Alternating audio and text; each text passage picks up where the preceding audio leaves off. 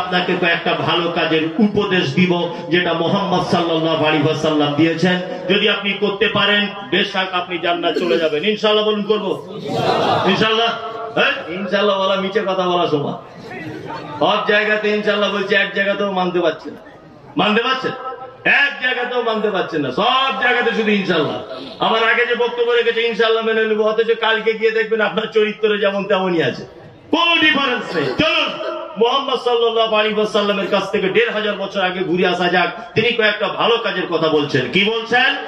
একটা বালক আল্লাহর নবীর কাছে এসেছেন, এসে বলছেন, আল্লাহর নবী আমি একজন কনভার্ট মুসলমান, এইমাত্র ঈমান নিয়ে এসেছি, আপনি দয়া করে আমাকে কিছু আমলের কথা বলে দেন। নবীজি বলছেন, তা'বুদুল্লাহ, তুমি জান্নাত যেতে চাও? এই যুবক, তুমি জান্নাতে যেতে চাও? তা'বুদুল্লাহ, সর্বক্ষেত্রে তুমি গোলামি করবে কার? আল্লাহ। সর্বক্ষেত্রে ইবাদত করতে হবে কার? আল্লাহ। এখন ইবাদত বলতে আমরা বুঝি কি? ইবাদত বলতে বুঝি নামাজ পড়া, রোজা রাখা, হজ করা, যাকাত দেওয়া, এটাই ইবাদত, তাই তো? আচ্ছা, এবার ইবাদত আপনাকে আমি একটুখানি দেখিয়ে দিই। একটা কথা বলে বোঝানোর চেষ্টা করছি, সেটা হচ্ছে এই, আচ্ছা বলুন তো, এক গ্লাস পানি পান করতে গেলে কটা সুন্নত লাগে? কটা? একজন বলছে 5টা, একজন বলছে 3টা, একজন বলছে 6টা। বুঝলেন না? 6টা লাগে, 6টা। এক, দেখে পান করবেন, বিসমিল্লাহ বলে পান করবেন, বসে পান করবেন, ডান হাতে পান করবেন, 3 নিঃশ্বাসে পান করবেন। 6, পান করা হয়ে গেলে আলহামদুলিল্লাহ বলবেন। আপনি যদি আল্লাহর নবী এইভাবে পান করেছিলেন বলে আপনি যদি এক গ্লাস পানিটাও যদি পান করতে পারেন, অবশ্যই এটা ইবাদত বলে গণ্য করে দেওয়া হবে। আপনি দর্জির কাছে প্যান্ট বানাতে গেছেন, দর্জিকে বলবেন যে গাঁটের 4 আঙ্গুল উপরে আমার প্যান্টটা রাখো। দর্জি যদি বলে কেন, আপনি সাথে সাথে বলুন এই কেনটা হযরত মুহাম্মদ সাল্লাল্লাহু আলাইহি ওয়াসাল্লামের কাছে গিয়ে জেনে এসো। তিনি বলেছেন গাঁটের 4 আঙ্গুল হোক, 2 আঙ্গুল হোক, গাঁটের উপরে তুমি কাপড় পরিধান করবে। আপনার উদ্দেশ্য যদি হয় নবীজি বলেছেন বলে গাঁটের উপরে পরিধান করছি, অবশ্যই এটা ইবাদত বলে গণ্য করা হবে। নাম্বার 2, ওয়ালা তুশরিক বিহি শাইআ, তুমি যদি জান্নাত যেতে চাও কখনোই যেন আল্লাহর সাথে কাউকে শরীক করে দিও না। 3, ওয়া তুকিমুস সালাতিল মাকতুবাতা, তুমি ফরজ নামাজ কখনোই ছেড়ে দিও না, ফরজ সালাত ছেড়ে দিও না। আমরা মাঝে সাঝে ছাড়ি, জানি না, ফরজ নামাজ পড়ি, সবাই পড়ি না। অনেক মানুষ আছে শুধু জুম্মার দিনে পড়ে, আবার কিছু মানুষ আছে তারা এত বদমাইশ, ইমাম সাহেবকে বলে, বলি সাহেব আমার নামটা একটু খাতায় তুলে দিবেন। মানে এই ইমাম সাহেবরা বলে যে আজান হলে ফেরেশতারা খাতা গুটিয়ে দেয়, বুঝলেন না? আর কারোর নাম এন্ট্রি হয় না, তাই কিছু লোক বদমাইশি করে বলছে আমার নামটা একটু তুলে দিবেন, যেতে একটু দেরি হবে। কি আশ্চর্য ব্যাপার! হ্যাঁ, ফরজ সালাত পড়ে নিতে হবে। 4, যাকাতের নিসাবে চলে এলে যাকাত দিয়ে দিতে হবে। 5, মক্কা থেকে ফেরত আসার মতো টাকা যদি আপনার কাছে থাকে অবশ্যই আপনাকে একবার হজ করে নিতে হবে। এটা হচ্ছে জান্নাতে যাওয়ার ভালো আমল। 5টা কাজ বলে দিলাম, তাই তো? এইবার একটা আশ্চর্যজনক ভালো কাজ আপনাকে বলে দিচ্ছি, সেটা হচ্ছে এই, এখনো 2 জন বক্তা আছে, আমি বিস্তারিত বক্তব্য রাখার প্রয়োজন মনে করছি না। সেটা হচ্ছে এই, বলুন তো, সারা পৃথিবীতে যত দানের জায়গা আছে, সারা পৃথিবীতে যত ভালোবাসার জিনিস আছে, ভালো কাজ বলছি আমি, সব থেকে ভালোবাসার জিনিস তার নাম কি? বাবার মা। এবার বলুন, পৃথিবীতে যত জায়গা আছে, যত জায়গা আছে দান করা, মাদ্রাসা, মসজিদ, মক্তব, জি এতিমখানা, অনাথ আশ্রম, যত জায়গা আছে, আচ্ছা বলুন তো দেখি সব থেকে উত্তম দান করার জায়গা কোনটা? মসজিদ। অনেকজন বলছে মসজিদ, মানে যে যেটা বুঝেছে। অনেকজন বলছে মাদ্রাসা। জি, তাহলে কোরআনের কাছে যাওয়া যাক, কোরআন কি বলছে সব থেকে উত্তম দান কি? এটা ভালো কাজ বলে দিচ্ছে আপনাকে আমি, কয়েকটা ভালো কাজ, তার মধ্যে এটা একটা ভালো কাজ। কি? আচ্ছা, আপনাদের বীরভূম জেলাতে এটা হয় কি জানা নেই, অনেকদিন বীরভূম ছেড়ে দিয়েছি এই কারণে, আপনার গ্রামে একটা লোকের 4টে বেটা। আচ্ছা, বুড়ো বয়সে আব্বারা কেমন করে বেটাদের কাছে ভাত খায়? ইমাম সাহেবের মতো, তাই না? ইমাম সাহেবের মতো, আল্লাহু আকবার, আল্লাহু আকবার। ইমাম সাহেবদের মতো ভাত খায় পালি সিস্টেমে। 15 দিন করে পালি চলছে, 16 দিন হয়ে গেল, তখন বৌমা মিষ্টি করে বলছে, আমাদের তরকারি কি খুব মিষ্টি, ছেড়ে মন যেতে চায় না? আবার পোতারা মিষ্টি করে বলছে, কি বলছে, দাদু তুমি কি ক্যালেন্ডার দেখে খেতে পারো না, আজকে 27 তারিখ হয়ে গেল। কি আশ্চর্য ব্যাপার, এই অবস্থা কেন, এই অবস্থা কেন? আল্লাহু আকবার, এই অবস্থা কেন? জি, আপনি এলেম বাজার আসছিলেন দেলোড়া গ্রাম থেকে, মৌলানা নুরুল ইসলাম সাহেব আছেন, আমার অনেক দিনের শিক্ষক, বাপের তুল্য মানুষ। তা ওনার গ্রাম থেকে উনি ওনার বেটাকে নিয়ে আসছেন কোথায় না এলেম বাজারে। আসার সময় ওনার বেটা মনিরুল, খুব তখন ছোট, 2 বছর 2.5 বছর বয়স, সাইকেলে বসে বসে জিজ্ঞাসা করছে আর বলছে, আব্বু এটা কি গাড়ি গো? বলছে এটা মারুতি। এটা কি আম? বলছে এটা হিমসাগর। এটা কি ফুল? বলছে এটা গোলাপ ফুল। বলছে এটা কে গো? বলছে তোমার মামা তো ভাই। এটা কি গো আব্বা? বলছে এটা পটল। এটা কি ফুল? এটা গাঁদা ফুল। আলমবাজার থেকে যাওয়া আসা পর্যন্ত মোটামুটি 200টা প্রশ্ন করেছেন। তা মাওলানা বাড়ি থেকে ওনার স্ত্রীকে বলছেন, দেখো আমাদের মনিরুল কথা বলতে শিখে গেছে গো। হ্যাঁ, আপেলটা ভালোভাবে বলতে পারছে, আপেল। আবার বলছি পটল। সাংঘাতিক আনন্দের ব্যাপার, তাই না? ওই মাওলানা একদিন বুড়ো হয়ে গেল, খেতে বসেছেন, চোখে কম দেখেন, কানে কম শোনেন। এই সময়তে ভাত দিয়েছে, ছেলে বউরা খেতে বসেছে, আর একটা মুরগির বাচ্চা সামনে দিয়ে বারবার যাচ্ছে। তা জিজ্ঞাসা করছে বুড়ো মানুষটা যে, আরে বেটা এটা কি রে বারবার ঘুরঘুর করছে? তা বেটা তখন বলছে, আব্বা মুরগির বাচ্চা গো, মুরগির বাচ্চা। কানে তো কম শোনে। দ্বিতীয়বার আবার বলছে, আব্বা কি গো এটা? বেটা কি রে ঘুরঘুর করছে, কি রে? তা বলছে মুরগির বাচ্চা। আবার শুনতে পেল না, 3বারের মাথায় আবার বলছে, আরে কি রে বারবার আমার ভাতের পাশে ঘোরাঘুরি করছে, কি রে? তখন ওই ছেলেটা বলছে, শালা বুড়োটা মরেও না, বারবার বলছে মুরগির বাচ্চা। এত লোকের মরণ হয়, এর মরণ হয় না? হ্যাঁ, এটা ঘটনা ঘটছে কি ঘটছে না? ঘটছে। আল্লাহু আকবার। তোমার মায়ের এই অবস্থা কেন? খুব মরা মানুষের মতো বসুন। এবার একটা কথা বলছি, যদি আপনার ইমান বলে যদি কিছু থাকে, আর যদি ভিতরে কোনো পার্স না থাকে, সে কথাটা ভিন্ন। ইমান বলে যদি কিছু থাকে, আপনার চোখ দিয়ে এখনই প্রমাণ হবে যে আপনার ভিতরে ইমান কাজ করছে। এখনই প্রমাণ আমি করে দিচ্ছি যে আপনার ভিতরে ইমান কাজ করছে। চলুন, আপনার 4 ভাই বাইরে রাজমিস্ত্রি কাজ করতে গেছেন, 4 জন 4 জায়গাতে থাকেন, দিল্লি, বোম্বাই, কেউ গুজরাট, কেউ আহমেদাবাদ। ঈদের 1 সপ্তাহ আগে বাড়ি আসবেন, ঈদের 1 সপ্তাহ আগে বাড়িতে আসবেন। আপনার স্ত্রীকে ফোন করলেন, হ্যালো খুরশিদা, আমি বাড়ি যাচ্ছি, তোমার জন্য কিছু নিয়ে যেতে হবে? আমার জন্য একটা ঢাকাই শাড়ি, ছেলের জন্য একটা জিন্স প্যান্ট, মেয়ের জন্য একটা পাকি চুড়িদার, আর আমার বোনের জন্য একটা প্যারালাল জামা আনবে। সব মিটে গেল, সব মিটে গেল। জামা কাপড় কেনা। ওর স্ত্রী আবার ফোন করছে, হ্যালো কেনা হয়ে গেল তোমার? তখন ও দিল্লি থেকে বলছে, হ্যাঁ কেনা সব রেডি, এবার আব্বার জন্য একটা লুঙ্গি আর মায়ের জন্য একটা শাড়ি পছন্দ করছি। তখন ওর স্ত্রী এখান থেকে বলছে, তুমি কেন প্রতি বছর তোমার আব্বা মায়ের লুঙ্গি দিতে যাবে? তোমার কি আর 3টে ভাই চোখে দেখতে পায় না? বাড়ি চলে এসো। তোমার বোনেরা বিয়ে তোমার সময় লাখ লাখ টাকা খরচা করেছে, তোমার আব্বা, তারা কেন লুঙ্গি দিতে পারে না? বাড়ি চলে এসো। বইয়ের কথা শুনে যতই হেড মাওলানা, হেডমাস্টার, যতই প্রধান বক্তা, কোনো কাজ হবে না, কাজ হবে না, কোনো কাজ হবে না। আমি যতই ফটর ফটর করি, বাড়ি গেলে কোনো কথা বলার চান্স নেই, যে যত বড় লাট সাহেব হোক। আছে তা ও বইয়ের কথা শুনে সুরসুর করে ঘর চলে এলো। ঈদের দিন মসজিদে তাকবীর পাঠ হচ্ছে, আল্লাহু আকবার, আল্লাহু আকবার, লা ইলাহা ইল্লাল্লাহ, আল্লাহু আকবার, আল্লাহু আকবার, ওয়া লিল্লাহিল হামদ। ঈদের দিনে তাকবীর পাঠ হচ্ছে, সবাই নতুন জামা পরে আতর মেখে আস্তে আস্তে করে ঈদগাহে যাচ্ছে। আর আপনার আব্বা 4টে বেটা থাকার পরেও গত বছরের একটা লুঙ্গি ছিল, ওই লুঙ্গিটা কোন রকম পরে আস্তে আস্তে করে লাঠি নিয়ে হেঁটে হেঁটে ঈদগাহে যাচ্ছে। তোমার মা বয়স তখন 75 বছর, তোমার 2তলা বাড়িতে উঠতে পারে না, মশারির ভিতরে শুয়ে আছে, পায়খানাও করে দিয়েছে, হালকা গন্ধতে থাকা যাচ্ছে না। সবাই নামাজ পড়তে চলে গেল, তোমার মা সেই পায়খানা করা কাপড় পরে আজও মশারির ভিতরে বসে থাকলো। তোমার মায়ের এই অপরাধ কেন? ঈদের দিন দুপুর 12টা 1টা পর্যন্ত তুমি তোমার শালি, তুমি তোমার শালা, তুমি তোমার নিকট আত্মীয়দেরকে নিয়ে 2তলার উপরে ছপ্পর খাটে বসে মিষ্টি মেচায়, সেমুই লাচ্চা ইত্যাদি সবকিছু খেয়েছ। তোমার মা 2টো পর্যন্ত মশারির ভিতরে বসে আছে কেন? তোমার আব্বা নতুন লুঙ্গি পেল না কেন? তোমার মা যে বড় অপরাধী, তোমার মায়ের থেকে বড় অপরাধী পৃথিবীতে অপরাধ আর কেউ করেনি।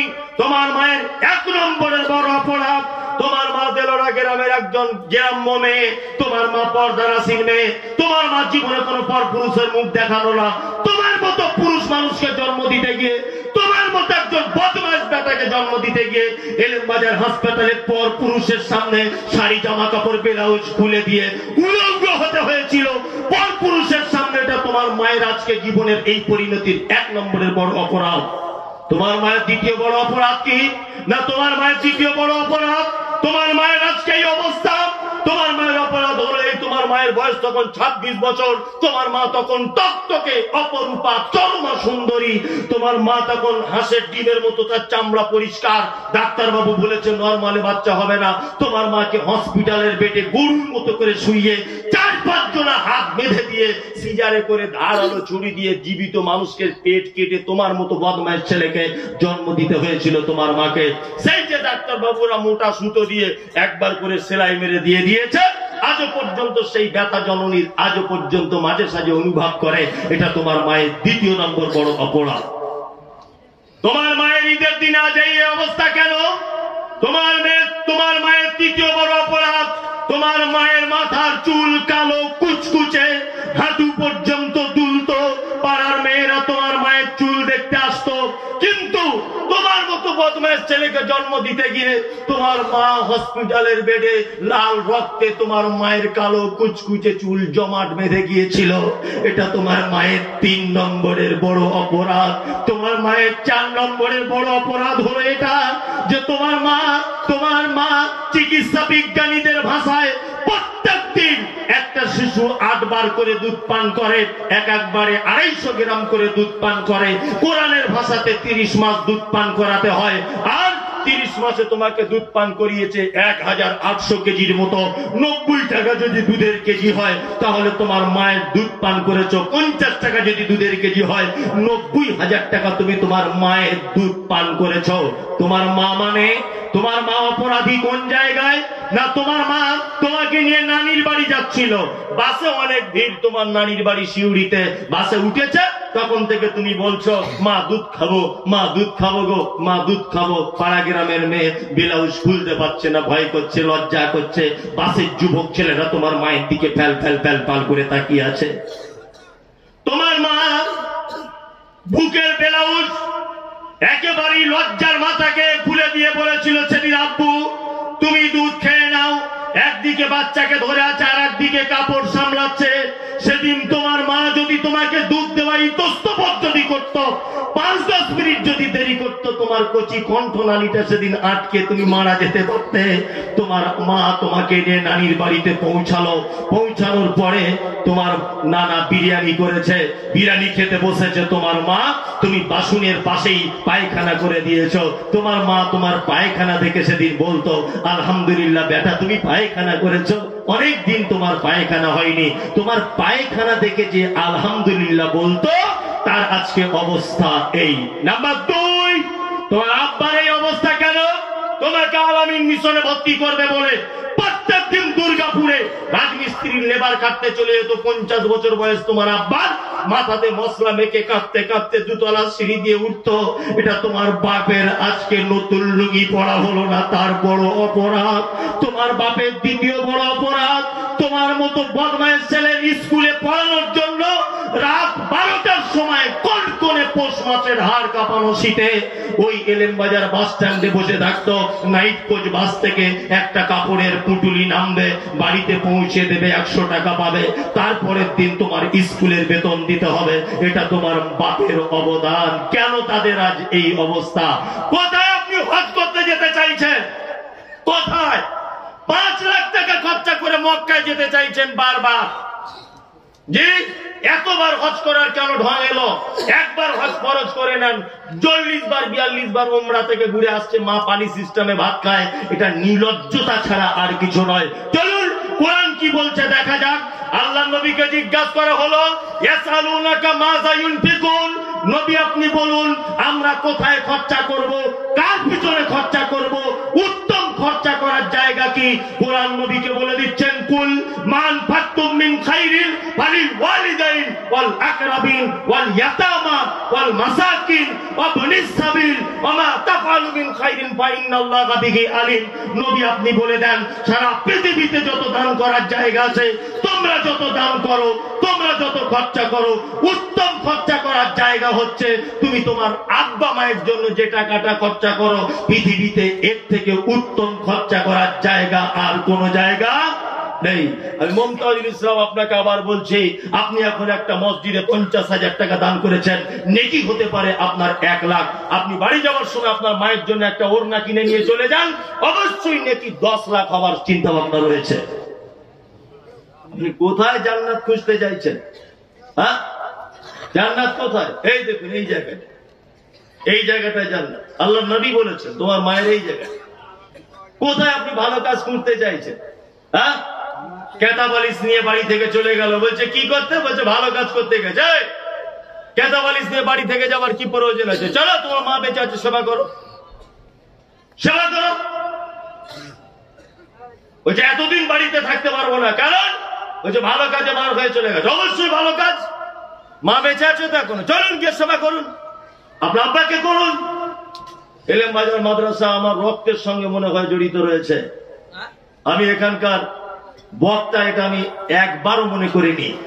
এখানকার ছেলে আমি মাওলানা মনিরুল ইসলাম সাহেব আলিয়াবি দেলোড়াতে বাড়ি, আমার অনেক দিনের শিক্ষক, অনেক দিনের। আমি যে কথাগুলো এখানে এতক্ষণ পর্যন্ত বললাম, ইউটিউবে সোশ্যাল মিডিয়া দেখবেন অনেক গজল টজল গায়। মাওলানা নুরুল ইসলাম সাহেব বসে আছেন আমার ডান দিকে, আমার অনেক দিনের শিক্ষক। মাওলানা নুরুল ইসলাম ফাইজি সাহেব আছেন আমার দীর্ঘদিনের শিক্ষক। কারি বাসেদ সাহেব আছেন ছোট চকবাড়ি, আমার অনেক দিনের শিক্ষক, অনেক দিনের। যা টুটা ফাটা ভাষাতে আমি আপনাদের কাছে যা বলি বা মানুষ শোনার জন্য আগ্রহ সহকারে আসে, এগুলো আমার 1 পয়সাও কোনো বাহাদুরি নেই, আল্লাহ দান আর এনাদের শিক্ষা, এছাড়া আমার আর কোনো ফল নেই। আল্লাহ দিয়েছে সারা বাংলা, পশ্চিম বাংলা, ভারত, বাংলাদেশ, আসাম, ত্রিপুরা, সব জায়গাতে মানুষ ডেকে নিয়ে যায়। কেন নিয়ে যায় এটা আমার জানা নেই। আপনাদের কাছে একটা ছোট্ট বিনীত অনুরোধ রাখছি, সেটা হচ্ছে এই এলেম বাজার মাদ্রাসা দারুত তাবলীগ, এটা আপনারা জানেন, জমি জায়গা, বাগান, পুকুর কিছুই নেই। এটা একটা নিঃস্ব মাদ্রাসা। নিঃস্ব মাদ্রাসা নয়, হয়তো বলো একেবারে নিঃস্ব, কিছুই নেই মাদ্রাসা, কিচ্ছু নেই। এই মাদ্রাসার জলসা মানে এটা আপনারা ভালো করেই জানেন যে কিছু আদায় টাদের ব্যাপার থাকে, থাকে না? থাকে। আমি প্রথম আমারটা দিয়ে আমি শুরু করছি। আমি মাদ্রাসার দীর্ঘদিনের শিক্ষক। আমার তরফ থেকে আমি মাদ্রাসাকে 50,000 টাকা দেবো ইনশাল্লাহ। আমার তরফ থেকে আমি 50,000 টাকা আমি হেড মামাকে দেবো। আমার তরফ থেকে আমি 50,000। আর আমার স্ত্রীকে আমি বলেছি যে হেড মাওলানা মাদ্রাসায় জলসা, তো আমার স্ত্রী বলেছেন আমার তরফ থেকে 20,000 টাকা, মানে টোটাল 70,000 টাকা আমার তরফ থেকে আমি মাদ্রাসায় দেবো ইনশাল্লাহ।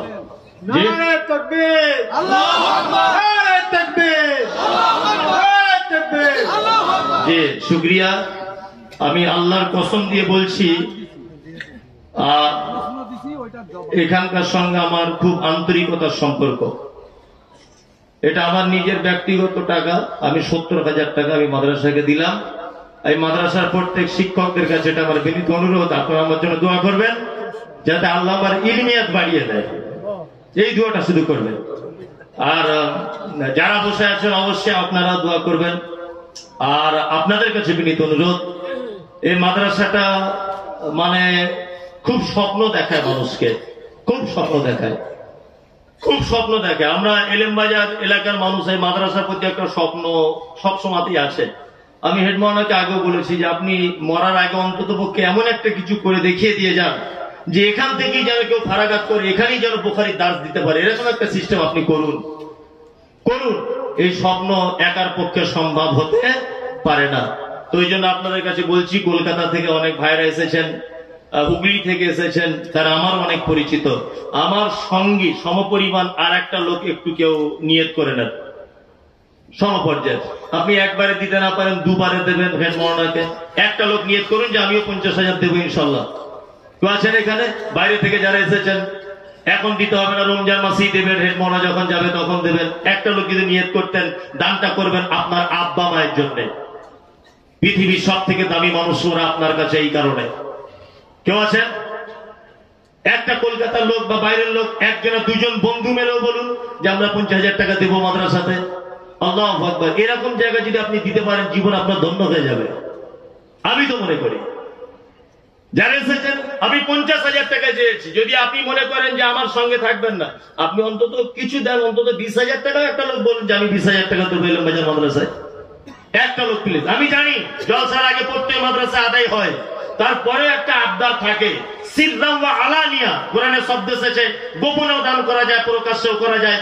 একজন আমাদের ফলদি থেকে একজন ভাই এসেছেন, যদি দিবেন তো দেন, না তবে নাম বলে দেবো, আমার সম্পর্কে চাচা ভাই, খুব বড় মনের মানুষ, খুব বড় মনের। আমি জানি আমার ওই চাচাই দিবে, ও আমাদের গ্রামের সেন বলে ডাকে, আছে সেন চাচাজি, ও খুব বড় মনের মানুষ। আল্লাহ যে ওকে কত দান করায় তা হের মহনা জানে, আল্লাহ ছাড়া কেউ জানে না। যে আমি একটু অপেক্ষা করছি ওর জন্য, আমার চাচার জন্য এসেছে, এখানে আছে। যদি অন্তত 20-30,000 টাকা একটু হাতটা তুলতেন।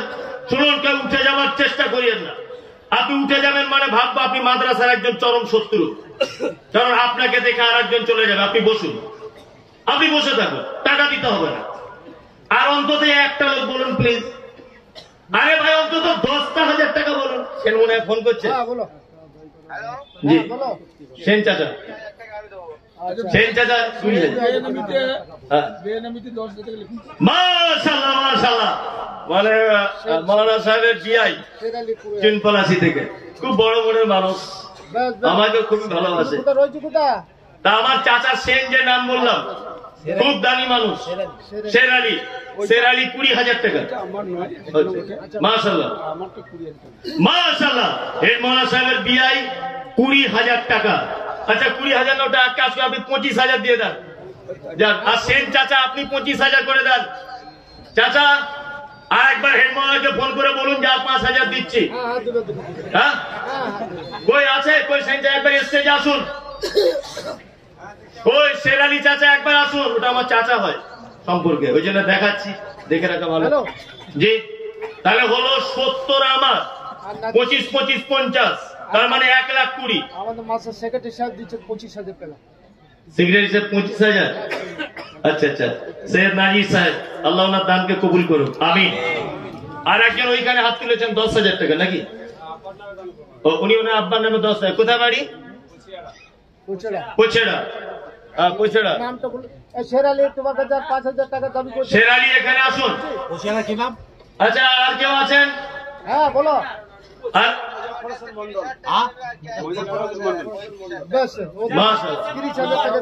মাশাআল্লাহ, ও 35,000 দিবে বলছে, আমি 20-তে থাকবো না, 35। মোজাফফর হোসেন মন্ডল কত? 10,000 টাকা। মাশাআল্লাহ 10,000 মোজাফফর হোসেন মন্ডল। আর কেউ আছেন? আর কেউ আছেন? আরে আপনাকে 10-20,000 দিতে হবে না, আপনি 5,000 টাকা নিয়ত করুন, তাই করুন। আচ্ছা আমাদের মাদ্রাসায় বসে ইউসুফ একটা ছেলে ফারেক হলো, 5,000 টাকা। ও মাদ্রাসার একটা ছেলে ইউসুফ এবছর ফারেক হয়েছে, 5,000 টাকা নগদ দিয়েছে। আচ্ছা আর কেউ আছেন? আর আরেকটা কথা বলে রাখছি, আপনাদের জন্য নয়, সোশ্যাল মিডিয়াতে যারা এই মুহূর্তে প্রোগ্রাম দেখছেন, আমি মাওলানা মুমতাজুল ইসলাম, এই যে মাদ্রাসা সালাফিয়া দারুত তাবলীগ এলেম বাজার, আমার বাম দিকে দেখতে পাচ্ছেন মাওলানা নুরুল ইসলাম ফাইজি সাহেব, অত্র মাদ্রাসার প্রধান শিক্ষক। দীর্ঘ প্রায় 20 বছর যাবত তিনি বুখারীর দার্স দিয়ে আসছেন। এটা একটা সহি আকীদার মাদ্রাসা। যে সকল দিনী ভাই ও বোনেরা সোশ্যাল মিডিয়াতে দেখছেন, আপনারা ফোন পে ব্যাংক অ্যাকাউন্টের মাধ্যমে অবশ্যই এই মাদ্রাসাকে এখন না হলেও মাঘে রমজানে আপনারা আপনাদের সাদকা, আপনারা যাকাত ইত্যাদি দিয়ে উক্ত মাদ্রাসাকে সহযোগিতা করবেন। আমি মুমতাজুল ইসলাম, যারা অবশ্যই সোশ্যাল মিডিয়াতে আপনারা দেখেন, আমি এই মাদ্রাসা সম্পর্কে এটা বলে দিয়ে যাচ্ছি, আমি এই মাদ্রাসার দীর্ঘদিনের ছাত্র হিসাবে অবশ্যই আমরা ফোন পে নাম্বার এবং মাদ্রাসার অ্যাকাউন্ট নাম্বার স্ক্রিনের উপরে দিয়ে দিব। দয়া করে আপনারা এই অ্যাকাউন্টের মাধ্যমে টাকা পাঠাবেন মাদ্রাসা সালাফিয়া দারুত তাবলীগ এলেম বাজার পোপারে, জেলা বীরভূম। এবার আপনাদেরকে বলছি, এটা সোশ্যাল মিডিয়া বলে দিলাম। এবার আপনারা যারা আছেন বলুন। জি মৌলানা আকিল জি। ওই আপনার কুশলা বাড়ি জি এখন দিচ্ছে 25 আর রমজানে দেবে 25-50। মাশাআল্লাহ মাওলানা নারে তাকবীর মাশাআল্লাহ মাওলানা আকিল সাহেব হ্যাঁ উনি দিচ্ছেন এখন 25,000 আর রমজান মাসে দিবেন 25,000 তাহলে 50,000 হলো। আল্লাহ ওনার দানকে তুমি কবুল করে নাও। আল্লাহুম্মা সাল্লি আলাইহি আল্লাহুম্মা বারিক আলাইহি। জি যারা আছেন আপনাদের কাছে বিনীত অনুরোধ অন্তত 2,000-4,000 টাকার নিয়ত করুন, এখানে নামটা লেখান যে অমুক নামে আমার বাড়ি, আসুন একটা ভালো জায়গাতে একটু সাপোর্ট করুন। আসুন হাতটা তুলুন একবার। আরে 5,000 টাকা দেন একটা লোক, এত মানুষ আছে। এলেম বাজার থানা তো খুব দামি জায়গা, তুলুন 5,000 টাকা একজন। শেখ মঞ্জুর হক ফজলুল হক বাড়ি ভগবতী বাজার। আলহামদুলিল্লাহ ভগবতী বাজারে মানুষ তো আল্লাহ এখন অনেক অর্থ দিয়েছে। আমরা যখন পড়াশোনা করেছি তখন এইগুলোতে সব গরু ছাগল চড়ে চড়ে বেড়াতো। ইলিয়াস মন্ডল চুন পলাশি 5,000 টাকা। মাশাআল্লাহ ইলিয়াস মন্ডল চুন পলাশি 5,000 টাকা। আল্লাহ তুমি তার দানকে গ্রহণ করে নাও, আমিন। ভাই যারা আছেন অন্তত 1,000 টাকা করে নগদ যদি পারেন, 500 টাকা নগদ, সেটা আপনি দেন। কেন দেরি করছেন? আপনি 1,000 টাকা চুন পলাশির লোক যারা আছেন 1,000 টাকা করে অন্তত 20 জন হাত তুলুন, তুলুন। আরে দিয়েছেন আপনি, আমি জানি আদায় করতে গিয়েছিল, তারপরেও তো একটা দাবি আমরা করতে পারি। জলসাতে 10,000 কি নাম? হাজি আব্দুল মুসা। ও আলহাজ আব্দুল নূর সাহেব 10,000 টাকা করে। সেরালি চাচা চলে এসছে। বলছি আমি 100 টাকা দিলাম তো আমার কি তকদির হবে না? জি জি জি, আরে ওটা তো আমি ভুলে গেছি। প্রশ্ন আমি বলি, জি আমি একটা কার্ড দিছি, আচ্ছা ওইটাতে 24 ঘন্টাতে কত রাকাত নামাজ, আল্লাহর নামাজ কত, নবীর নামাজ কত, বান্দার নামাজ কত? আচ্ছা ঠিক আছে, ওটা বসুন, পরে বলছি। বসুন আপনি, নবীর নামাজ আল্লাহর নামাজ বলে দিচ্ছে, আপনি বসুন, সব বলবো। আর আপনি 100 টাকা দিয়েছেন, মাশাআল্লাহ। আল্লাহ ওনার দানকে তুমি গ্রহণ করো এই কারণে যে উনি সর্বপ্রথম এসে হাতে 100 টাকা দিয়েছেন, হ্যাঁ সবার প্রথম। তকবীরটা আগে দিয়ে মাশাআল্লাহ, শুকরিয়া। যাই হোক, আর কেউ আছেন? দেবেন না কেন? আর কেউ আছেন? জি, আরে অন্তত 200-500 যার কাছে যা আছে তাই দেন। জি চুপ কর, আপনি বসে যান ভাই, বসে যান, বসে যান, বসে যান। লক্ষ্মী ভাই বসুন, বসুন, বসুন, বসুন, পরে কথা বলছি, বসুন। এই আরে আপনি দাঁড়ান ভাই, এত কথা বললে হবে? এই বলছে আর কেউ আছেন? আর অন্তত 1,500 টাকা এরকম নাই? আচ্ছা এইটা নিয়ত করুন। কত? 10,000 টাকা। মাশাআল্লাহ, আল্লাহু আকবার। জীবনের চেয়ে ভালো বাসে যে বাজারে, চোখেরও আড়াল কবু করিতে না পারে, খেতে ও শুতে তার করে যে স্মরণ। কি নাম বলেন? কোনটা নাম্বার আছে? আচ্ছা আচ্ছা, মাশাআল্লাহ। শামসুজ্জোহা 500 টাকা আদেশ করিল আল্লাহ পবিত্র কোরআনে, আর বিবাহ করিতে যত আদম সন্তানের, কোরআনে আদেশে আল্লাহ যদি না করিত মানুষের বংশ সব ধ্বংস হয়ে যেত। কিন্তু ভাই বর্তমানে হতেছে এমন, বেটির বিয়েতে বেটার বাপ দিচ্ছে কত পণ। কেউ সোনা জ্বালা নিচ্ছে, কেউ টাকা করি, কেউ জমি জায়গা নিচ্ছে, কেউ নিচ্ছে বাড়ি। আবার কত বাপজি বলে নিব না গোপন, বেটা বেটি সাজে দিক বিয়াই আপন। টাকার বেলায় সাধু সাজে, জমির বেলায় চোর। বর্তমানে বেটার বাপ এমনি হারাম খোর। চোর লোকে চুরি করে অন্ধকারে হলে, বেটার বাপ করে চুরি দিনের উজ্জ্বলে। হাইরে বেটার বাপ তুমি এমনি লুবি হলে, টাকার বদলে বেটা বিক্রি করিলে। এলেম বাজার হাটে শুনি বিক্রি হয় পাঠা, পাঠার মতো বিক্রি করো তোমরা নিজের বেটা। হাইরে বেটার বাপ তুমি এমনি লোভী হলে, ছাগলের মতো বেটা বিক্রি করিলে।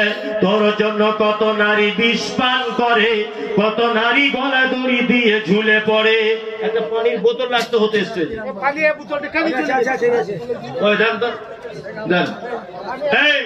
আপনাদের কাছে যা আছে তাই দেন, দুটো চাদর পাঠান।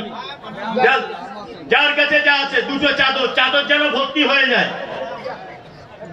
যে যান বেনামিতে বাপ মায়ের জন্য 1000।